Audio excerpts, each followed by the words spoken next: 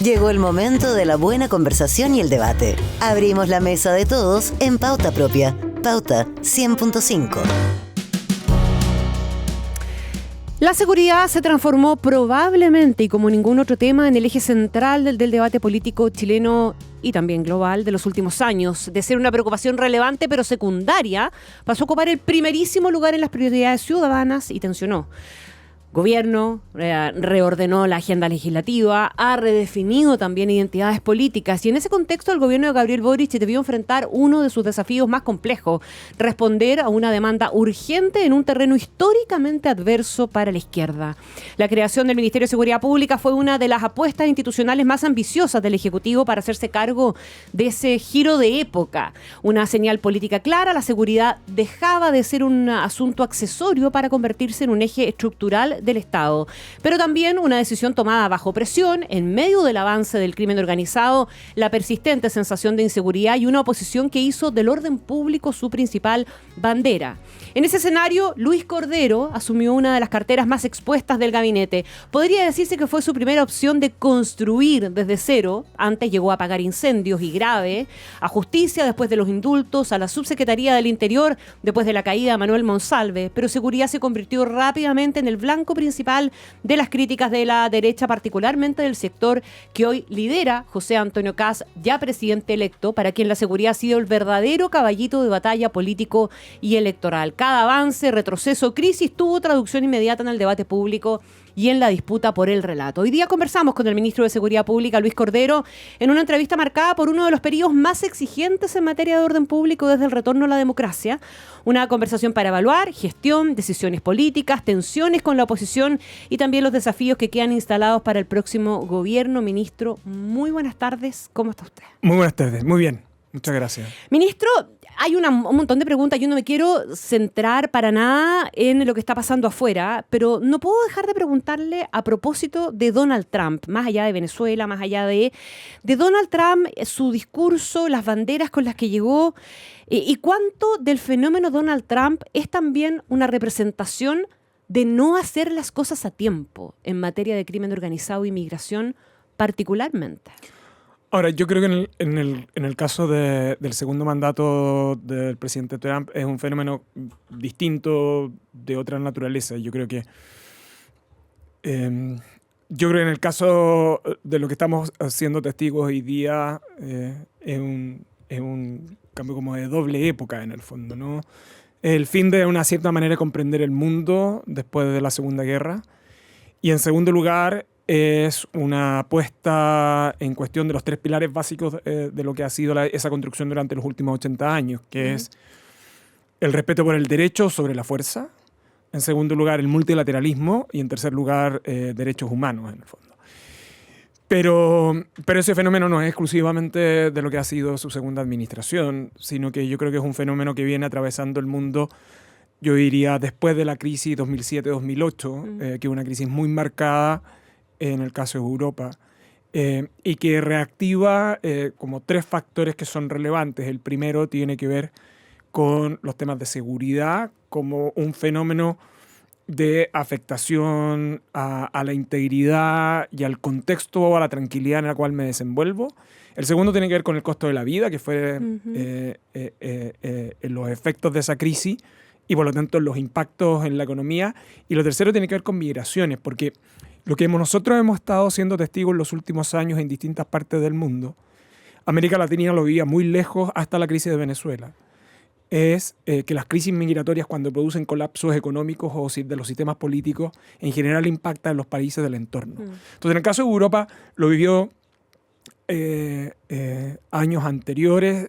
Yo creo que el relato, si a alguien le interesa leer un texto que me parece que es muy decidor sobre ese punto, son las memorias de Angela Merkel, Libertad. Sí. Y yo creo que ella es muy sincera en la forma y modo de enfrentar esa situación. Eso provocó la expansión de un cierto discurso que está identificado como el de la ultraderecha.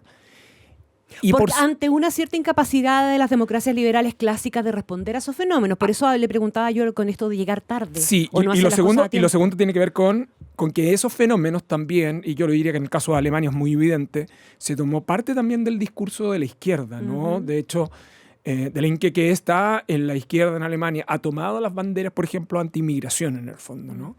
Y buena parte de la gente que está analizando este fenómeno como ultra en los últimos 5 o 8 años, también se ha preguntado, bueno, ¿acaso la izquierda no va a no caer en eso? Entonces, ese fenómeno de cambio de época, Chile inevitablemente lo iba a tener en un momento determinado. Entonces, ahí hay 2 puntos. Uno es el relato de cómo el mundo de la izquierda y la centroizquierda mantuvo una cierta, creo yo, cadencia, creyendo que estos 3 pilares centrales de los últimos 80 años se iban a mantener inmutables. Intacto.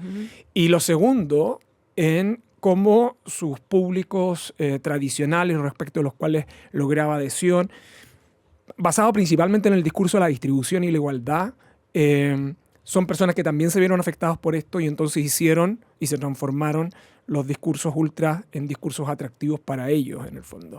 Y eso explica también de que los votantes de la socialdemocracia, en el caso de Europa, y también en el caso de Estados Unidos, para el caso de los demócratas, hubieran virado también hacia ese tipo de posiciones, pero no como un fenómeno, que esto yo creo que es creo que la situación más interesante del último tiempo, no como un fenómeno ideológico, No. sino que como un una fenómeno respuesta a problemas. de adhesión a problemas. Y yo creo que ahí la seguridad cumple un rol bien clave, porque yo creo que el mundo de izquierda se ha ido dando cuenta, el mundo de centroizquierda, que la seguridad también puede tener un discurso progresista desde el punto de vista del orden y no simplemente de la distribución. ¿Cuándo diría usted que este gobierno, su gobierno, tomó conciencia entonces de ese cambio y de la necesidad de hacer ese cambio de eje? A ver, yo diría que hay 2 cosas. La primera es que yo creo que los temas de seguridad están presentes en las agendas de todos los gobiernos, por una cuestión muy práctica, mantener el orden y el funcionamiento de las reglas del juego en un sistema institucional es bien inherente. Lo segundo es en qué momento se transforman protagonistas o no. Yo diría que el año 2022 es un año que es clave, no por los efectos del plebiscito, sino que cuando uno ve las cifras... no, porque tuvimos carabineros asesinados y hubo una serie de crisis que se encadenaron. Y porque además los números, que probablemente... Porque uno es el relato que está en la prensa, ¿no? Que habitualmente es muy episódico porque está hecho a propósito de la descripción de un hecho, ¿no? Que es lo que hacen los medios. Pero cuando uno empieza a mirar los datos históricos, lo que uno venía es con un tipo de incremento de determinado tipo de delitos que el país no tenía. Estaba hablando fundamentalmente de homicidios con y mucha violencia. Y mucha violencia, especialmente respecto de delitos en los cuales el país no tenía hasta ahora conocimiento detenido, ¿no? Que eran los secuestros extorsivos, la trata de personas, tráfico de migrantes, en fin. Y eso comienza a pasar en Chile 2021 y comienza con la administración del presidente Boric en el 2022. Y esto tiene que ver con 2 fenómenos. Uno, el fenómeno pospandemia. En general, las democracias tuvieron problemas de seguridad muy severos después del término, o en la medida que iba terminando la pandemia, entre otras cosas por el retraimiento estatal. Y por lo tanto... Y el aprovechamiento del crimen organizado de expandirse. El copamiento de estructuras criminales en esos espacios que eran sustituidos por el Estado. Bien, esto es un fenómeno que yo creo que es bien relevante tenerlo presente. Cuando el Estado abandona espacios, siempre los va a ocupar alguien. Y el segundo fenómeno era el fenómeno migratorio. No hay que olvidar que la diáspora venezolana es probablemente la crisis humanitaria y migratoria más significativa de los últimos años en el mundo, ¿no? O sea, incluso en ocasiones puede ser para algunos de mayor entidad que la Siria. Pero la mayoría del flujo migratorio de la crisis de migración venezolana, que es esencialmente económica, ¿no? Sí. Venezuela entra en una crisis muy significativa de inflación en el 2016 y en adelante. Hay, por cierto, una presión muy grande en el primer mandato de Trump y las sanciones que recibe Venezuela. Entonces hay muchas personas que deciden migrar de Venezuela y ese flujo migratorio esencialmente se vivió en el entorno de la región. El primer país que ha tenido ese impacto es Colombia. Colombia tiene cerca de 3 millones de venezolanos allí. Ecuador, Perú y Chile, ¿no? Y la migración, y en esto hay que ser bien cuidadoso, la migración no es lo mismo que el aumento de los delitos. Lo que pasa es que las personas que migran forzosamente son personas habitualmente expuestas a la comisión de muchos delitos. Con ellos se hace trata de personas, con ellos se hace tráfico migrante, y además, como son personas que ingresan irregularmente a los países, son personas que a su vez no denuncian al sistema de justicia. Entonces, cuando se producen ese tipo de migraciones, las estructuras criminales también se expanden utilizando como víctimas principalmente ese horizonte. Y lo segundo es que el país había recibido entre el 2017 y 2018 a los principales líderes de estructuras criminales como el Tren de Aragua en Chile, que habían ingresado por puertos habilitados, o sea, por el aeropuerto esencialmente, habían tenido visa, en fin. Entonces, ¿qué es lo que sucede? Hay una combinación de cosas que coinciden con el término de la administración del presidente Piñera y el inicio de la administración del presidente Boric. Entonces, a finales del 2022 ya había llegado al Ministerio del Interior la ex ministra Toá. Los datos eran muy evidentes que el Estado chileno debía reaccionar, y el Estado chileno tiene una cierta particularidad, que es parte de su fortaleza, ¿no? Que cuando reacciona institucionalmente. Entonces, la única manera de reaccionar institucionalmente era con un pacto de actualización de legislativa, con una redistribución de recursos presupuestarios, y en tercer lugar, con un enfoque de fortalecimiento institucional, pensando principalmente en las policías y en el Ministerio Público. Y esos tres ejes fueron los que marcaron la agenda de ahí para adelante. Y claro, la oposición construyó un discurso que le es muy cómodo. Sí, claro. Pero que así como le es cómodo ese discurso a la derecha, le es incómodo el tema de seguridad a la izquierda. Le es incómodo hasta que la izquierda se da cuenta, creo yo, y yo tengo grabado un momento muy clave en esta discusión. La izquierda se da cuenta que las víctimas de los problemas de seguridad son habitualmente las personas a las cuales la izquierda le habla. Tarde se dio cuenta. Claro, pero en general, y yo lo recuerdo porque una discusión, estaba el debate sobre Naim Retamal, en fin, y hubo una reunión en la cual yo participé. Yo estaba como ministro de Justicia. Como ministro de Justicia ya me había tocado la tramitación de varios proyectos de ley. Y había una conversación entre ministros y parlamentarios en la Cámara de Diputados sobre este punto. Y llega un momento determinado en que se produce la discusión. La ministra Toá trata de persuadir. En esa conversación participa la ex ministra Janet Jara. Porque había en el fondo que abordar y apoyar eso, ¿no? Esto yo creo que no lo sabe nadie, o lo sabe muy poca gente. Y la ministra Janet Jara en ese momento guarda silencio, espera el debate hasta el final y dice: mire, les quiero decir, lo único que les quiero decir es que las principales personas afectadas por la delincuencia es nuestra gente, en el fondo parece como nuestros electores. Y yo creo que eso es muy potente porque en rigor la seguridad es una provisión pública, es el lugar donde evidentemente uno tiene que tener distribución equitativa, donde es muy evidente, yo creo que este es un mensaje que yo creo que el mundo de centro-izquierda debe tener muy claro, que tener Estado eficaz es la única manera de tener un Estado que realice buena distribución. Y en esa distribución de bienes públicos, por cierto, está la seguridad.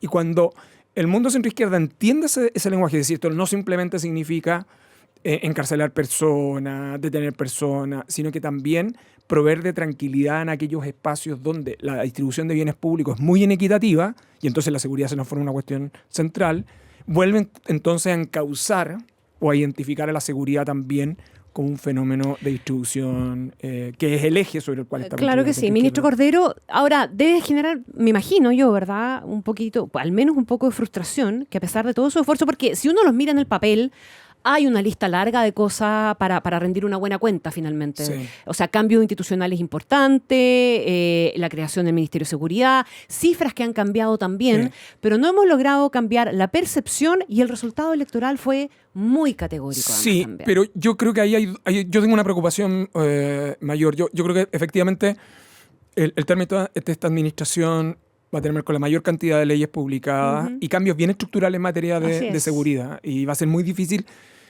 que exista otra administración o otro periodo que lo tenga, fundamentalmente porque como país nos tuvimos que hacer cargo de esto, ¿no? Yo creo que es bien importante tener claridad, fin de la pandemia, efectos migratorios locales como fenómenos que engarzan un periodo al otro, ¿no? Entonces, y sentido de realidad.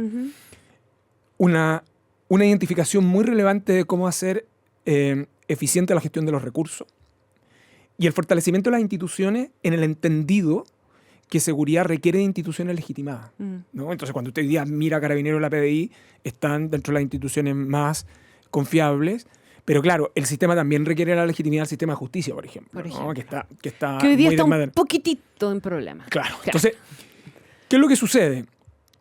Que lo que viene para adelante, y eso se ha manifestado en números, han descendido los delitos violentos, han descendido los homicidios, Chile tiene una estrategia, lo que antes se demoraba meses, hoy día se demora día, la tasa de esclarecimiento de homicidios que tiene Carabineros la PDI es altísimo, en fin. Entonces el gran desafío que tiene el país es gestión pública en materia de seguridad, y eso lo hace un fenómeno muy transversal, ¿no? Cualquier gobierno desea tener buenos resultados en ese sentido. Sin embargo, lo que yo creo que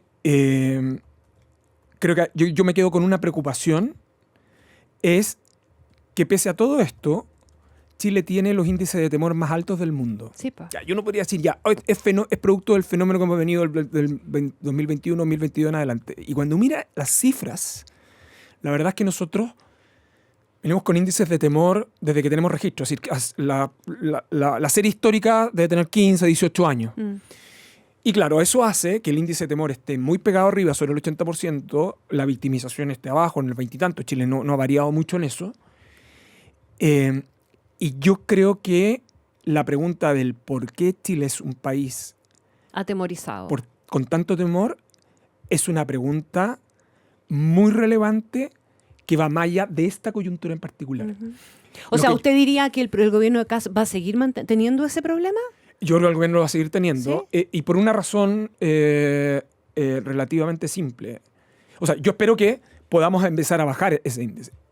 Ese índice de temor refleja los problemas o mira los problemas de seguridad o de temor a la delincuencia como problemas de vitalidad. El que se parece en términos próximos es la afectación de la salud. Y entonces lo que uno podría decir es que los chilenos, vitalidad en el sentido de vida o muerte. De vida humana. Sí. Entonces, lo que es el temor a mi condición y a mi existencia, la mía y la de mi entorno. Y la segunda, que es más o menos, nosotros estamos trabajando en un informe que está elaborándose conjuntamente con el PNUD, lo va a recibir la próxima administración, pero más o menos la evidencia de lo que está entregando ahora, lo que dice esencialmente es, mire, además de estos aspectos de vitalidad, el fenómeno de desconfianza en las instituciones genera mayor temor. Claro. Y en segundo lugar... En el fondo, estoy solo. Estoy solo. ¿Quién puede defenderme? Nadie. Y el punto es que cuando pasa eso, los niveles de confianza se van hacia el hogar. Entonces, ya no es solo yo, mi salud, sino que también la integridad de los miembros de mi familia, en el fondo, ¿no? Y una manera, entonces, de abordar la seguridad es abordar el índice de temor. Por eso la política de seguridad pública que se aprobó dice, mire, el país no solo tiene el desafío de bajar los delitos violentos, sino que también tiene que bajar el índice de temor, porque el índice de temor, uno no puede descalificar la percepción de temor, porque el temor paraliza, el temor cambia conducta. Entonces, tiene un impacto hasta en la confianza en los negocios. Sí, claro. Entonces, Chile tiene un desafío que es muy estructural, y cuando uno lo mira así, entonces esto es más que orden público, que policía y que fiscales. Esto significa entonces cómo recuperamos espacios públicos, cómo distribuimos, por ejemplo, áreas verdes, las zonas que son persistentes, por ejemplo, en torno a homicidios frustrados, son comunas muy identificadas y que tienen como elemento común problemas de distribución de bienes públicos, donde además la ciudad se planificó indebidamente desde el punto de vista de la vivienda social, por ejemplo. Entonces, requiere mirar esto en una dimensión un poco más global. Si usted lo quiere mirar en esos términos, entonces, mire, sí, durante este periodo, entre que este gobierno asumió y al día de hoy, el sistema penitenciario creció en 23.000 personas. Es la mayor cantidad en un periodo de personas que han ingresado al sistema de enjuiciamiento, entre otras cosas porque hay más eficiencia policial, entre otras cosas porque los jueces están dispuestos a aplicar penas más altas, porque una es que uno aumente las penas y otra es que los jueces estén dispuestos a aplicar esas penas altas. Los jueces están aplicando penas altas, pero son personas que van a salir, y en segundo lugar, usted tiene que evitar que el sistema penitenciario colapse. Entonces, la pregunta para eso es, ok, esas personas van a volver a sus barrios, a sus entornos, entonces la pregunta es cómo se hace cargo de los temas de reinserción, pero de verdad. Y tenemos otro fenómeno que está pasando, que es la participación de niños, niñas, adolescentes o de jóvenes en general en delitos de determinadas características como el robo de vehículos. Es un fenómeno bien... O los turbazos. Pero un fenómeno que está muy parametrizado y conocido en Chile. El tema es que la mayoría de quienes cometen esos delitos son menores de edad. Y tienen un perfil. Son perfiles que son a esas edades son más violentos y por lo tanto el efecto que uno tiene, además con fenómenos de ingreso al sistema penal en varias ocasiones, es como tiene un foco más específico en ese punto. Entonces, lo que quiero decir es que para abordar el temor hay una dimensión mucho más global que la simple persecución penal y la intervención policial. ¿Y usted tiene la impresión de que la próxima administración puede cargar la balanza solo hacia la persecución y dejar de lado esto otro? No, yo tengo la impresión de que la próxima administración va a recibir un sistema de gestión policial muy articulado, muy ordenado, con un sistema de cooperación muy activo con el Ministerio Público. Recuerde que el Ministerio Público en Chile es una institución autónoma, por lo tanto el gobierno no tiene control sobre ella, pero sí tiene mecanismos de colaboración, por ejemplo, a través de la asignación de recursos, ECO, por ejemplo, y los niveles de éxito de ECO, que nace de Calles sin Violencia. En esta coyuntura, que uno de los programas más exitosos del último tiempo, son transferencias de recursos condicionadas al Ministerio Público, donde el Ejecutivo y el Ministerio Público entendieron que había que alinear objetivo. La impresión que yo tengo es que cuando uno llega al gobierno, la dimensión de gestión pragmática de los problemas exige mirar esto también en una perspectiva. Ahora, si se llega con esa claridad al inicio de la administración, por cierto, usted puede tener una profundidad de los años que siguen, sobre todo en un sector que es muy dinámico, ¿no? Este es un sector donde mi experiencia como ministro de Seguridad, que es la que van a vivir todos, es que mi teléfono es un teléfono que recibe información todo el santo día, donde está preocupado de las cuestiones estructurales, las cuestiones estratégicas que pueden afectar al país, pero también de la coyuntura del día a día. Entonces, tener claridad de esos resultados para el mediano y el largo plazo son muy relevantes. Ministro, me quedan un montón de preguntas y nos quedan menos de 10 minutos todavía, pero yo quisiera reflexiones suyas a partir de 3 cosas que yo creo que fueron hitos de su gestión también, hitos que marcaron incluso su llegada, en definitiva, pero que fueron también súper importantes para marcar el rumbo de lo que Luis Cordero tenía que hacer en el momento en el que llegaba, y también el rumbo de buena parte de la discusión política. Una reflexión breve respecto a lo que fueron los indultos. Sí. La otra tiene que ver con Monsalve y la otra tiene que ver con el caso Ojeda. Es para hacer el trencito, digamos. En los 3... sobre el primero, bueno, yo llegué en un contexto donde el caso de indultos había estallado. Usted llegó a reemplazar a la ministra Marcela Río. A la ministra Marcela Río. Y en un contexto de un debate donde había una discusión legal, por un lado, y una discusión política, por el otro, ¿no? La legal, se casó el presidente, podía haber hecho esos indultos.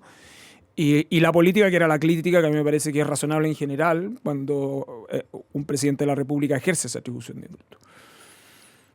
Entonces yo arribé en un contexto, llegué al Ministerio de Justicia, a un sector que yo, antes de esto, yo esencialmente en mi vida académica lo que había hecho era estudiar, me dedicaba a estudiar a la Corte Suprema. Inolvidable los twitters del entonces ciudadano Cordero analizando fallos de la Suprema. Que lo he seguido revisando, pero no los podía publicar. Después voy a contar. De la primera pregunta que hice cuando llegué al gobierno es: ¿podré seguir informando los fallos? Me dijeron, no. Yo creo que no es buena idea. Entonces lo seguí estudiando. Y ahí yo quiero hacer una reflexión, porque la estrategia de la oposición fue cuestionar legalmente la decisión del presidente. Legal y constitucionalmente. Entonces, llevaron al presidente a la Contraloría y llevaron al presidente al Tribunal Constitucional. Y si la discusión era esa, entonces discutimos en ese plano. En ese plano. Entonces, pero el punto más sensible era el otro. Era el otro, pero la oposición decidió discutirlo ahí. Y yo creo que ahí quedó instalada, y lo que hizo al final del día, yo creo que, si me permite un comentario, creo que en términos estratégicos, cuando usted juridifica problemas políticos, entonces usted lo que dice, ojo, que usted puede poner en cuestión la institución de. Y en ese caso yo creo que la oposición lo que hizo es que, a propósito de los indultos del presidente Boric, puso en cuestión la institución de la potestad de los indultos presidenciales. Y yo creo que cuando lo que estaba en juicio acá era el criterio para otorgar el indulto. Entonces el costo era muy alto para pagar eso. Pero ese es mi comentario. Yo creo que durante largos años. Políticamente fueron un error, eso Yo creo que es una conclusión a la un que buen se puede ejemplo llegar. en que usted no puede ocupar una estrategia legal para discutir una cuestión política. La segunda es la situación del caso Monsalve. Usted llegó a la Subsecretaría del Interior cuando salió Manuel Monsalve. Solo va a poner el contexto. Solo va a poner el contexto. Y yo ingresé al Palacio de la Moneda ese día porque habíamos ingresado recién en el proyecto de reforma de nombramiento del Poder Judicial y particularmente de la conformación del gobierno judicial. Yo iba a hacer otra cosa, hacer como las cápsulas informativas de eso. Cuando pasa este fenómeno, yo me iba a después ir a defender el presupuesto del Congreso y después el presidente me llamó y me pidió asumir ese cargo. Esa conversación fue larga, pero eso fue la manera en que yo abordé esa situación era un momento difícil para el gobierno, pero un momento difícil también para la institución. La Subsecretaría del Interior, hasta antes de la creación del Ministerio de Seguridad, concentraba muchas atribuciones. De hecho, era como el quinto ministro de la moneda. Esa como clásicamente la manera de comprender históricamente lo que era la Subsecretaría del Interior. Había mucha información estratégica ahí, desde las policías hasta la gestión administrativa completa del país pasaba por ahí. Déjeme decirles que para un administrativista como Luis Cordero, eso es el paraíso. Claro, pero era una... Siga. Era una... Entonces, era muy abrumador.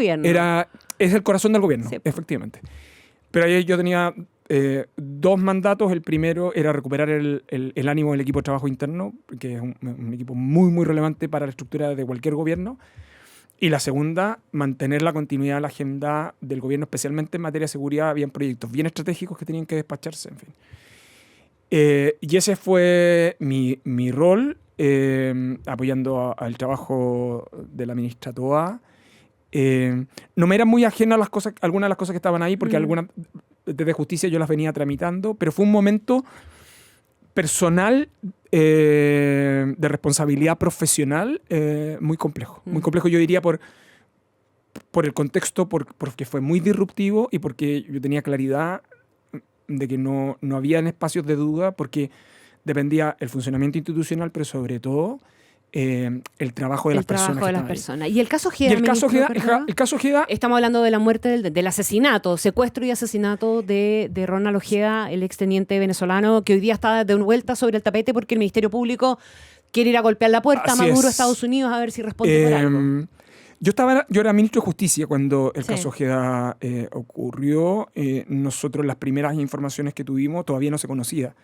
Yo la recibí del Ministerio Público, yo crucé a la moneda, estuve en el Ministerio del Interior y a partir de ese momento el gobierno tomó conocimiento del caso Ojeda. Había una preocupación porque hasta ese momento era un caso de secuestro. Y la primera comunicación que nosotros recibimos era, ojo, este no es un secuestro de extranjeros clásicos, estamos hablando que podrían estar comprometidos, no sé, crimen organizado o similares. El perfil de él y de su familia. Rápidamente el Ministerio Público como identificó ese asunto. O sea, la calidad de refugiado, la idea y de que luego, fue un opositor a propósito golpista. de eso, por eso la llamada al Ministerio Público, ojo, al parecer tiene la condición de refugiado, y el gobierno inmediatamente hizo revisión de sus antecedentes. Y eso, en los casos de secuestro en general, lo que se busca es no hacer publicidad de esto. Entonces hubo reunión de altas autoridades del Ministerio Público, el Ministerio del Interior y el Ministerio de Justicia en ese momento, para poder hacer la diligencia, todo lo que se pudiera avanzar rápidamente. Porque la intuición temprana fue lo que está sosteniendo hoy día el fiscal Barros, ¿no? No, la intuición de que había una cosa política también. La intuición temprana la intuición temprana era, este no es un secuestro igual a otros. Hay un perfil de Ojeda y su familia, que no tienen nada que ver con el otro, y en consecuencia inmediatamente comenzaron las preocupaciones sobre la situación de Venezuela. En ese momento la preocupación que nosotros teníamos, y voy a explicar por qué, era que Ojeda pudiera aparecer en Venezuela. Y la razón... Secuestrado. Sí, y la razón es, yo lo he reiterado en varias ocasiones, porque Chile, o por lo menos desde que yo llegué al Ministerio de Justicia, nosotros, y en las conversaciones que yo tuve con el presidente siempre ha tenido una preocupación específica en los temas de derechos humanos en Venezuela. Y estaba la misión, y está de hecho todavía hasta el día de hoy, la misión de Naciones Unidas para la violación de derechos humanos en Venezuela. Y uno de los informes de la misión, que había ya identificado un caso de secuestro en Cúcuta que había terminado en Venezuela. Sí. Y nosotros teníamos parte de esos registros. Entonces, las primeras preocupaciones eran de ese terreno. Entonces, el gobierno tempranamente entendió que este era un asunto distinto y ahí comenzaron los otros tipos de conversaciones, incluyendo el embajador Gasmuri, en ese momento estaba en Venezuela, y la preocupación central del gobierno era que no se hubiese realizado una acción que implicase incluso la extracción de Ojeda hacia afuera. A los pocos días luego supimos, por cierto, que era una situación distinta, pero la evaluación del gobierno con el Ministerio Público era en ese momento una intuición, algunos indicios de que apuntaban de que esto podía ser una reacción a su condición de disidente, que además Ojeda tenía otra particularidad. Era un disidente muy estructural, no conocido en la comunidad de disidentes venezolanos. Tenía una vida muy tranquila, pero además, en su condición de exmilitar, muy resguardada en términos de cómo abordaba su vida cotidiana. Ministro Cordero, le voy a hacer una pregunta, y aquí sí que nos queda nada de tiempo, pero una pregunta media ñoña, media obvia para una conversación como esta. Si usted piensa en el próximo gobierno, que va a ser el gobierno de José Antonio Kast, todavía no sabemos quién va a ser el ministro de Seguridad, sabemos muchos nombres de ministros posibles, pero aparentemente el Ministerio de Seguridad no es una vacante fácil de llenar, menos cuando tienes la promesa de la emergencia en materia de seguridad. Pero, ¿qué errores diría usted que un nuevo ministro y en el perfil que hay que pensar del nuevo ministro no se pueden cometer bajo ninguna circunstancia en una primera etapa? ¿Cuál tiene que ser el sello de quien llegue apostando por lo hecho, reconociendo si es que hay que reconocer lo hecho, pero atendiendo además que lo que está aquí es una promesa de salvar en 90 días una emergencia en materia de seguridad? Sí, lo primero es que seguridad es gestión. En mucha gestión, yo creo que lo primero que la nueva autoridad tiene que evitar es cualquier acto que implique o afectar el trabajo integrado que hoy día están desarrollando las policías. O sea, hoy día puede sonar normal para nosotros, pero es cosa de ver en YouTube cuando Carabineros y la Policía de Investigaciones se disputaban un detenido en la calle, en el fondo. Sí, claro. Y eso es un gran activo. Eso es un activo hoy día. Tanto el general Araya como el director Serna, no solo por sus perfiles, sino el trabajo conjunto, y sus altos mandos tienen un mecanismo de trabajo conjunto que es muy significativo para el país. Lo segundo tiene que ver en entender que el Ministerio Público es colaborador. No hay que entrar en una discusión de disputa con el Ministerio Público. Y eso creo yo, desde cuándo hay que tenerlo presente. Cuando asumió la primera administración del presidente Piñera, hay una tensión entre Interior y el Ministerio Público, por la naturaleza del diseño institucional que nosotros tenemos, ¿no? Yo creo que el exministro Hinspeter tenía varias razones de preocupación que yo las comparto al día de hoy. Pero generar esa tensión creo que es innecesaria. Buena parte de los desempeños en los primeros días depende en que usted mantenga ese mecanismo alineado de policías y fiscales. Lo segundo es que los alcaldes son sus colaboradores. El proyecto de ley de seguridad municipal, el gobierno lo va a promulgar en 1 o 2 semanas más, está saliendo del Tribunal Constitucional, y a este gobierno le va a corresponder la instalación de la ley de seguridad municipal. Los alcaldes son clave. De hecho, si usted me pregunta a mí, el alcalde probablemente, un perfil de alcalde en el Ministerio de Seguridad tiene todo el sentido del mundo. Conoce los entresijos y además, como nadie. Y conoce además que los espacios de una comuna, lo mismo pasa con el país, son muy heterogéneos y que por lo tanto requieren de intervenciones que son más que las policiales en el fondo. Entonces, una manera de actuar en esos términos es estado eficaz. Y lo último es tener cuidado con creer que la intervención de militares le resuelve el problema. Eso le puede dar una respuesta desde el punto de vista de imagen pública, pero le va a durar muy poco tiempo. Entre otras cosas, porque si bien el trabajo con militares, tanto en el estado de excepción como en la macrozona norte, ha dado buenos resultados, se ha hecho siempre en el entendido de cómo trabajan integradamente con las policías, pero en contextos acotados de competencia donde las Fuerzas Armadas son fuertes. Ajá. Pero usted tiene varios barrios muy resistentes. Si usted quiere abordar situaciones urbanas que son complejas desde el punto de vista de seguridad con militares, probablemente usted va a terminar generando para usted mismo como autoridad un riesgo que es completamente innecesario. Luis Cordero ¿Cuál va a ser la primera columna que escriba al salir? No lo sé.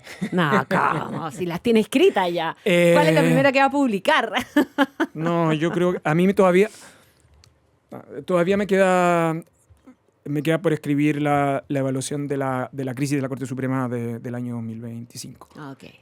Y eso porque eso tiene un impacto. Para un estudioso de la Corte Suprema. Entonces, esas cosas como que las tengo relativamente escritas o trabajar, y lo otro es el simbolismo de lo que representa la ministra Chevesich como la primera presidenta de la Corte Suprema después de 200 años. Es más que el simbolismo de ser mujer, es para tiempos de una crisis de confianza y de corrupción, una mujer íntegra y sobre todo que tiene una visión del sistema de justicia que tiene que ver mucho con la identidad del Poder Judicial. Ministro Luis Cordero, muchísimas gracias por estar aquí por la invitación. en la mesa de todos de Pauta Propia. Nosotros nos despedimos, que tengan un excelente fin de semana y nos vemos el lunes. Chao, chao.